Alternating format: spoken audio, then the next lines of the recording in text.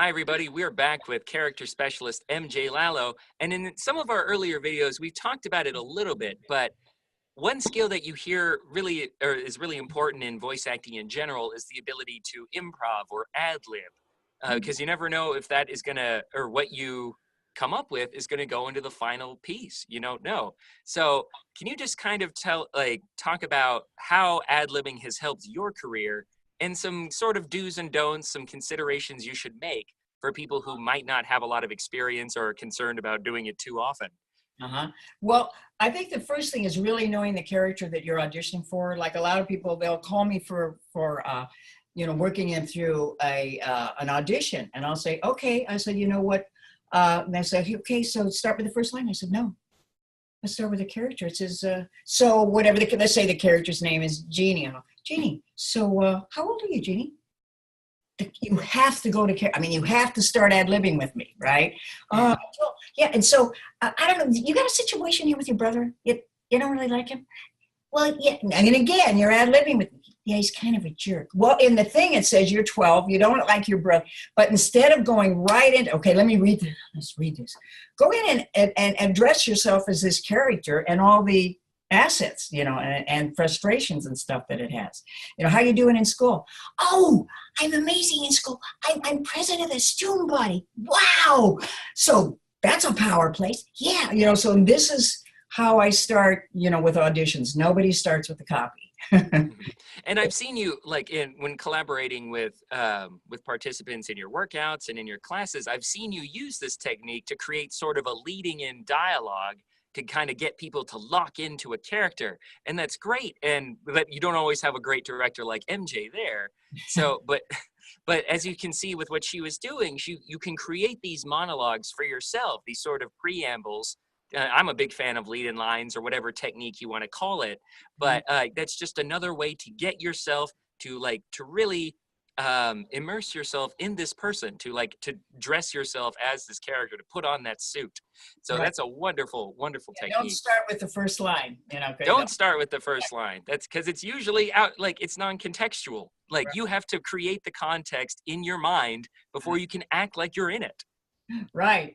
So the other thing I did, I'm going to give you a thing I did for Play Kids, Albert, and I noticed the picture of Albert clear over on the side, and he's the littlest one. Everybody else is this big, and Albert's little. And he has one of these pumps that if you have asthma, you use. What do they call them? Oh, yeah, an inhaler. Yeah, an inhaler. So he has one. It shows the little guy, but then it shows it way over by his foot. And I thought, oh, that's interesting. But I tend to like those crazy kids. He's got big glasses, and so, gosh, guys, yeah, no, I do excel. I like to study the universe. This was kind of the voice I had for him. But what was interesting when I went for the audition, again, slating is not my name character, is I'd have him talk and say, yeah, I know I'm gonna make a really good physicist. Yeah. And I think that, it's like she used the inhaler, but it was not in what I was reading at all, but it was in the picture next to him. So to me, that was my idea that he had, he needed to use it at some point. Right? And I love that it's not ad-libbing for ad-libbing's sake. There's a goal behind it, and it makes sense for the character. So, right. If you're ever concerned about it's too much, or you're not confident in it, think about what the character would do logically, what would make sense, and then the director's not going to be surprised, and you might, like I said, they might add it into the final project. Yeah, and he did. There was places where he was having a rough time, and he was having a rough time with his prostate. So that's a whole nother issue. He wanted to get out of the booth as quickly as possible. It's funny. He sits up because he's smart. He knows his wife says, "Doc, this isn't my prostate. What's wrong with me, Doc?" And the doctor's like, this kid's, he's kind of, he just has worries about his health a lot. And he's got the inhaler. And I even played his mom at one point, which I decided that she was from New York. And they said, okay. I said, I don't know. I feel like she's from New York when she talks to Albert. And they said, okay. So sometimes, she sound like Albert. Maybe she came from, he doesn't have to sound New York. So sometimes when they'll say, gosh, we need this character, kind of have again that sense of what if she was from New York? You know, Albert, did you do your homework? I mean, what's up with that? You know, and then you can even develop more than the 3 or 4 words they had her say. You know, Mm-hmm. now you're playing a character in it. So have some fun with that, because I think people that really do make fantastic animation want to work with you. I mean, they're giving you this work because they sense that you can make it come alive.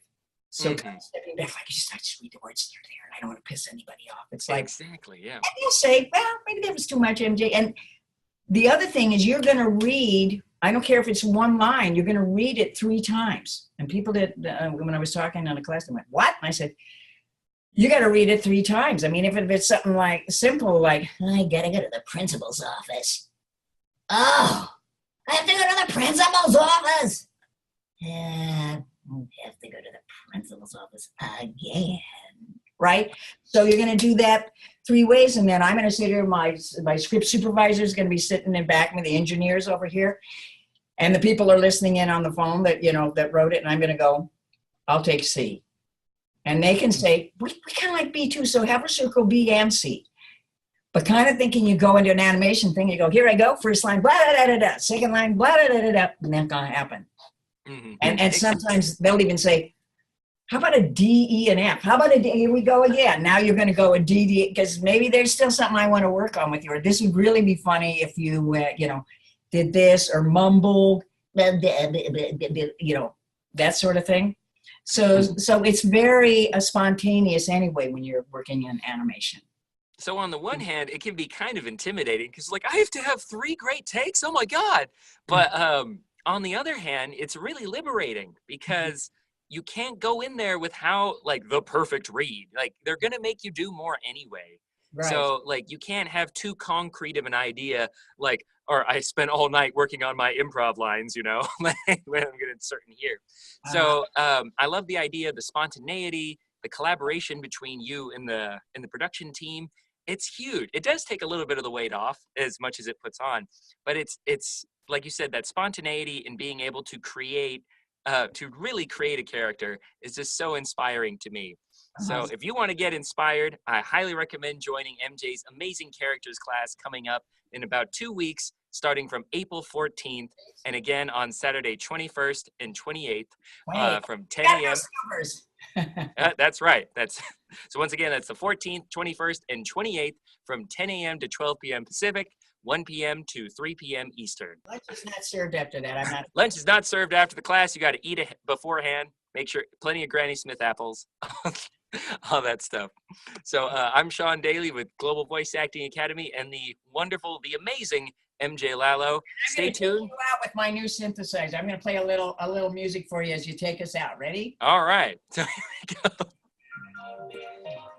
There we go. So thank you to MJ and her Amazing Characters class. Stay tuned because we've got even more tips coming for you next.